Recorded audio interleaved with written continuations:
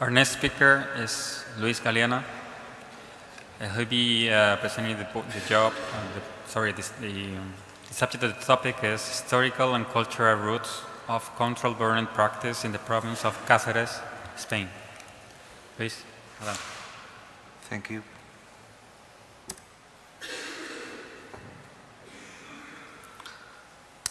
Buenas tardes.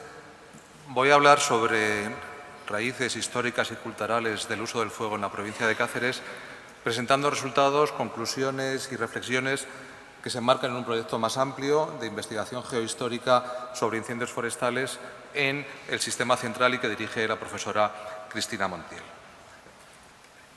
Esta imagen que ven ustedes no tiene más allá de 10 días. Está fotografiada hace, como ven ahí, el día 22 de enero de este año, un domingo por la tarde, a la caída de la noche, y el resultado de esa quema. Una quema clandestina que coincide en el tiempo y en la descripción con esta cita que pueden ustedes leer. Se experimentan quemas de montes, no se sabe por quiénes, pero se presume que sea por los pastores con el fin de quitar el abrigo a las fieras y criar nuevas hierbas.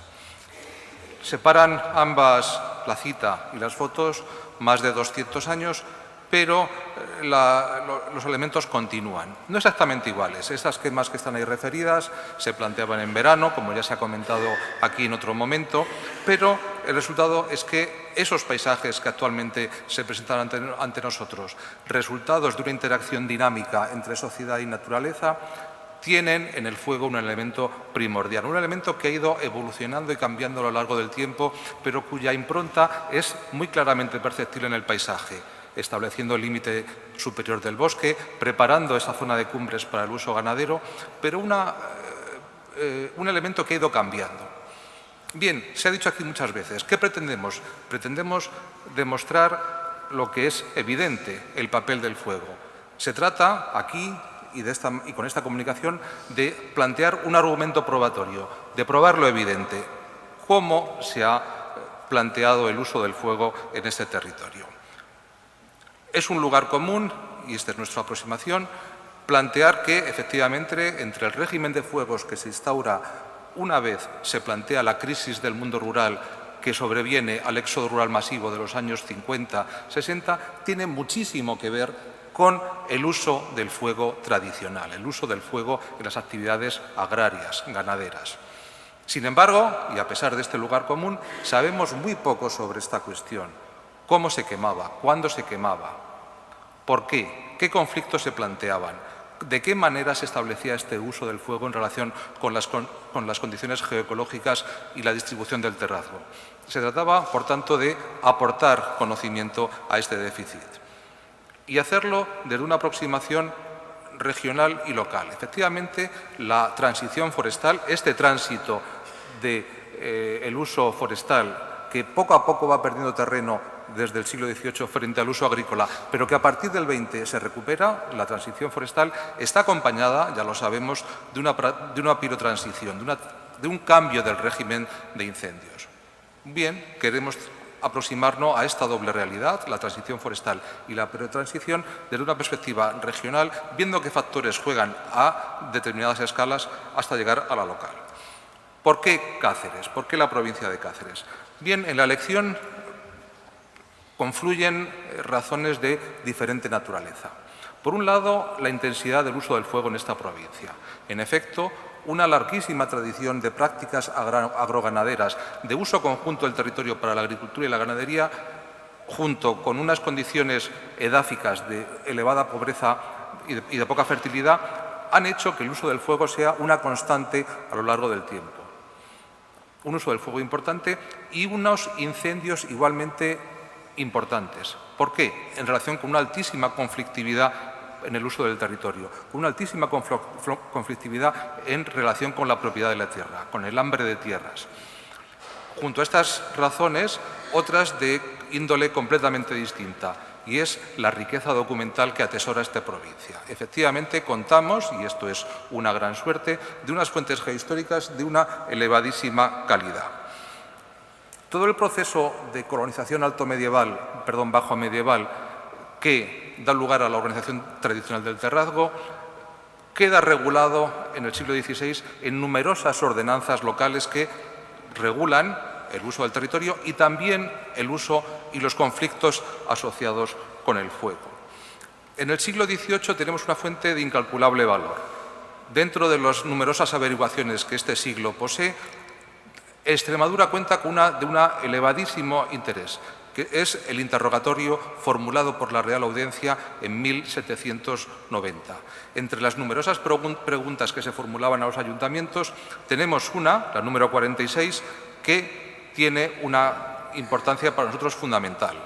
Dice así, pregunta 46, si se suelen quemar los montes, ¿y para qué fines? ¿Qué perjuicios se siguen de esto? ¿Y cómo se suele castigar este exceso? Otra pregunta, la 42, también se interesa sobre la práctica de rozas. Tenemos, por tanto, un interrogatorio formulado a todos y cada uno de los municipios en los que se interesa sobre el uso del fuego y que nos ha permitido caracterizar su utilización, su distribución, los conflictos asociados, las percepciones que la sociedad tenía de este uso muy precisamente para toda esta provincia. Las fuentes judiciales, a partir de este momento, juzgados de paz, de instrucción, la propia Real Audiencia, nos suministran numerosos testigos que van corroborando esto que hemos visto en el siglo XVIII, pero con sucesivas transformaciones, cambios, porque efectivamente esos elementos no van a ser permanentes en el tiempo. Por último, en la segunda mitad del siglo XX tenemos otra fuente de incalculable valor. La Guardia Civil, a requerimiento de los gobiernos civiles, va a efectuar toda una serie de partes de incendios que suministran una información de elevadísima calidad, muy detallada, sobre los incendios en el mundo rural. No únicamente forestales, sino incendios generalmente en el mundo rural. Todo esto nos permite, por un lado, caracterizar el uso del fuego en un momento muy determinado, final del XVIII, y ver cómo se ha ido transformando hasta mitad del siglo XX, o lo que es lo mismo, cómo el régimen que podremos llamar tradicional se ha ido modificando hasta la crisis de este régimen, de esta sociedad rural, a mitad del siglo XX, cuando se produce el éxodo rural masivo. Bien, de ello podemos efectivamente establecer cómo se utilizaba el fuego desde ese siglo XVIII hasta las grandes repoblaciones y la crisis rural de mitad del siglo XX. En primer lugar, podemos establecer la intensidad del uso del fuego clandestino en las sierras de la provincia de Cáceres. El Ayuntamiento de Gata respondía: se queman los montes con fraude por sujetos ignorados, para el fin de que coma el ganado, particularmente el cabrío, en grave perjuicio de la colmenería, olivos, encina, roble, castaños que se queman. Efectivamente, estamos viendo varias características de estos fuegos que practicaban los cabreros, sobre todo en verano. Su clandestinidad.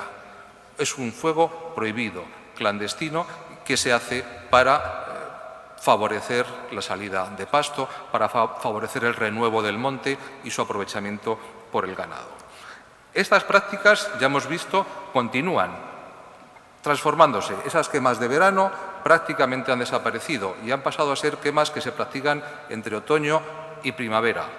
Hemos visto anteriormente esa foto del centro del invierno. Las razones productivas ya no son tales, pero continúa el uso del fuego. ¿Por qué? Hay razones culturales, hay elementos de percepción, de mantenimiento del medio, que aún siguen muy establecidos y que llevan a que esta práctica, aun despojada de su finalidad productiva anterior, siga manteniéndose en el tiempo y constituya un elemento esencial en la configuración y estado actual de nuestros paisajes. En segundo lugar, la práctica de una agricultura de quema o de roza y quema, mejor dicho, adaptada a la pobreza de los suelos. Valverde del Fresno señalaba: se ha repartido en algunos años por suertes iguales algunos montes a los vecinos para rozar, sin perjuicio de la arboleda.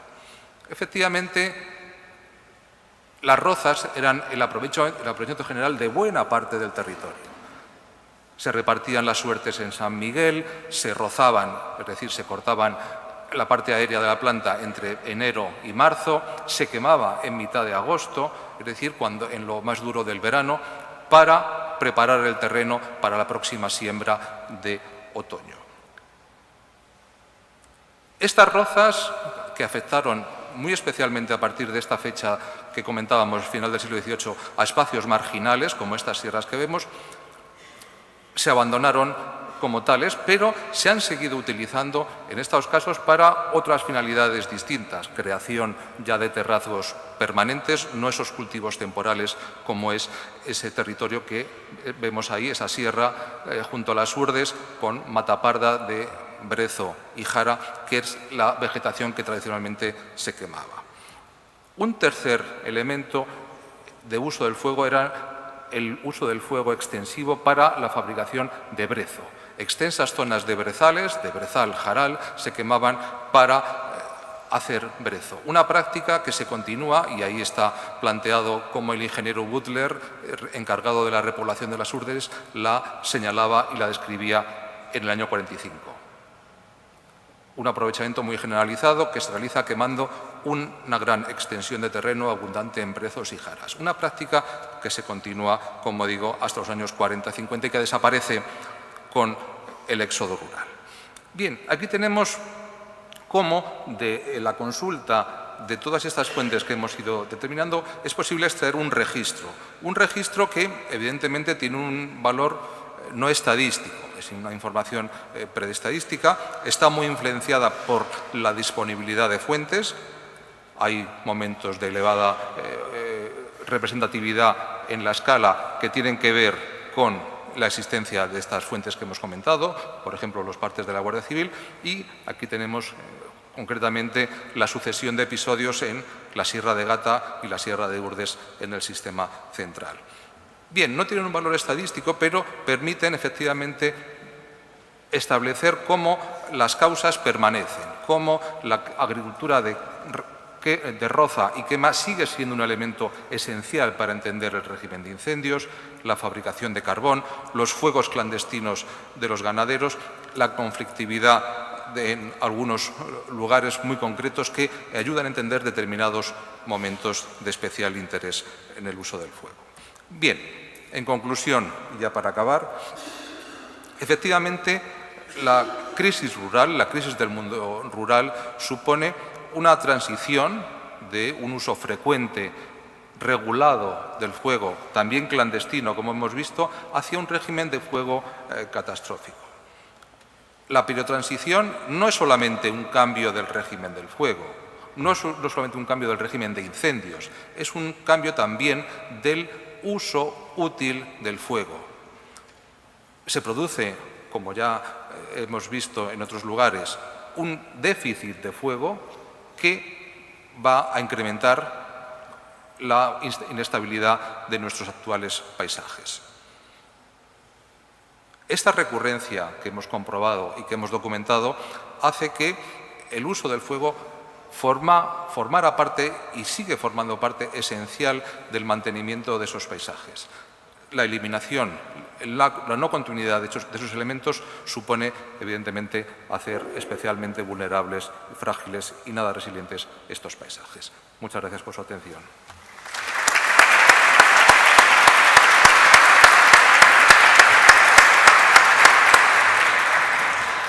Thank you very much, Liz. Other questions? ¿Alguna pregunta? ¿Micrófono? Sí.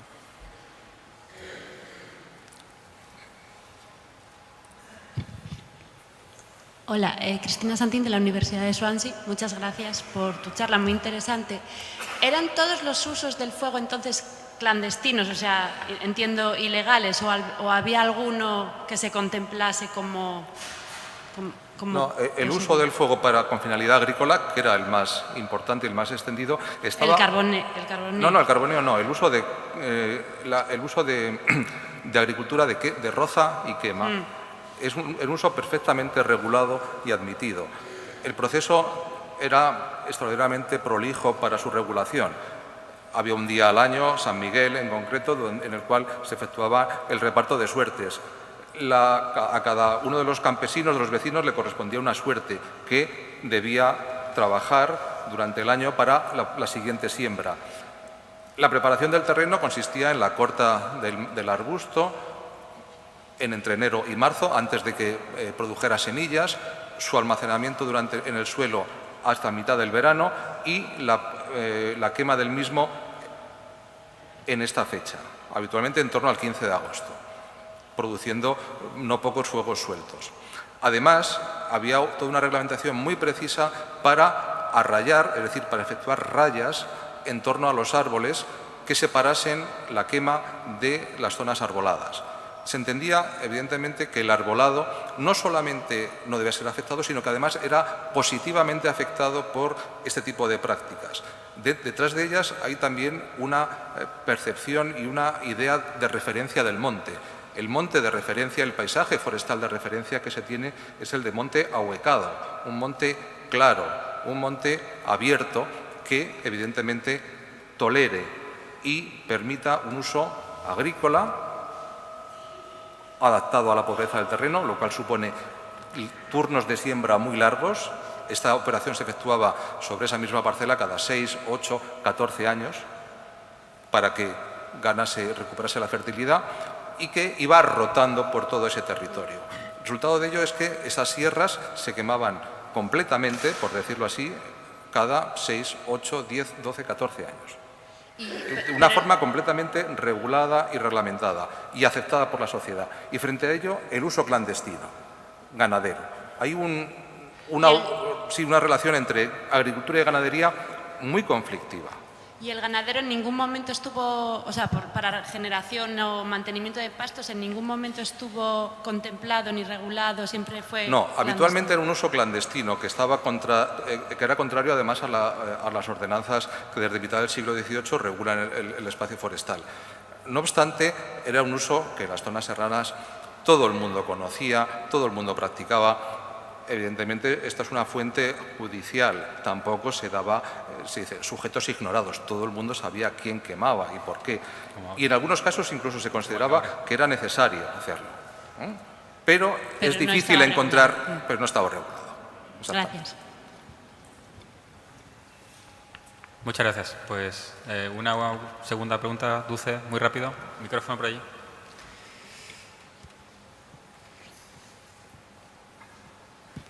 Muchas gracias tanto a usted como a la profesora Cristina. Creo que el trabajo que están haciendo es excelente, muy agradecido. La pregunta es, ¿esa fractura de conocimiento solo se produce por el éxodo rural? ¿Cuándo se produce? ¿Por qué no llega? ¿Por qué se corta? La fractura, efectivamente, y la crisis está acelerada, y no motivada, pero sí acelerada fuertemente por el éxodo rural. El éxodo rural es un éxodo rural masivo y muy selectivo. Se va la gente más joven, más dinámica, hacia la ciudad y además abandona un modo de explotación y abandona sobre todo un tipo de hábitat disperso en el territorio, con lo cual es el elemento que cambia. Y evidentemente no existe apenas la conciencia de que el fuego es un elemento vital para el mantenimiento del paisaje. No hay una noción de paisaje, hay una noción del espacio productivo. Y si el espacio productivo ya no necesita del uso del fuego porque ya no es necesario, se deja de utilizar. ¿Y por qué no se produce esa transferencia de esos conocimientos? Porque ya no es necesario hacerlo. Claro, es decir, mantener un espacio productivo cuando ya sobra tierra, porque gran parte de la gente se ha ido, ya no es necesario. Y cuando se quiere recuperar posteriormente, ya falta el control sobre esa técnica. Muchísimas gracias. Debemos de seguir. We should move on. Aldo, we're doing very well.